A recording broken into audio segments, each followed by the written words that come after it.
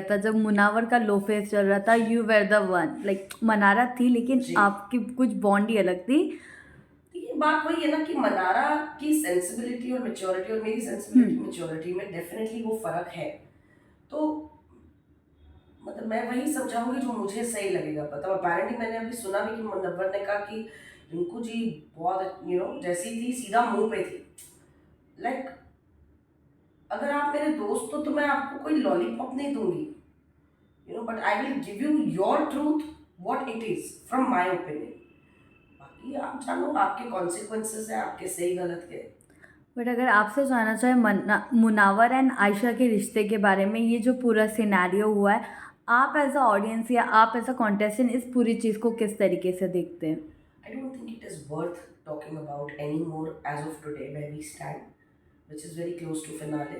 And जैसे Salman sir ने बोला भी कि एक बहुत बड़ा प्लेटफॉर्म है और एक बहुत बड़ी अपॉर्चुनिटी है विच हम डिनाई नहीं कर सकते जो रियलिटी है।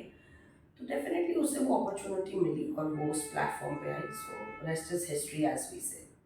तो उस पर ज़्यादा बात करके मुनव्वर को और मतलब ठीक है she wanted to come on the platform she came. But do you think it is very wrong जब चीज़ें नेशनल प्लेटफॉर्म पे नहीं हुई थी, जो भी था between Munawar and Ayesha, so bringing that thing on national platform is a very wrong. Of course बहुत गलत चीज़ है क्योंकि सीधी सी बात है आपने खुद आपके अल्फाजों में ये कहा है कि हमारे बीच में कोई कमिटमेंट नहीं थी। मतलब we were getting to know each other और वी वर टुगेदर और whatever it was very mutual whatever it was. जहाँ उसने ये भी कहा कि मुनव्वर मुझे अपना 100% भी नहीं दे रहा था। He was there in the relationship like a 60-40।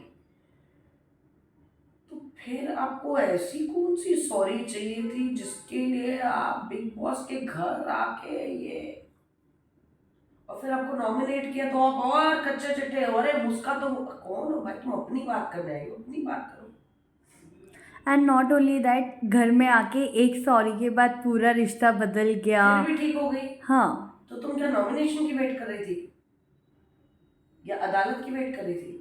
तो जब आपको एक सॉरी चाहिए थी जो सलमान सर ने बोला आपको जब सॉरी मिल गई तो आपको चले जाना चाहिए था। और फिर ऐसी क्या सॉरी थी तुम बाहर वेट कर सकती थी ना महीने भर में मुनव्वर आ ही रहा था। इतना क्या उतावलापन हो रहा था? जो एक्चुअली उसकी गर्लफ्रेंड नाजिला थी 2 साल 3 साल से वो अंदर नहीं आई तुम 2 महीने की गर्लफ्रेंड अंदर आ गई।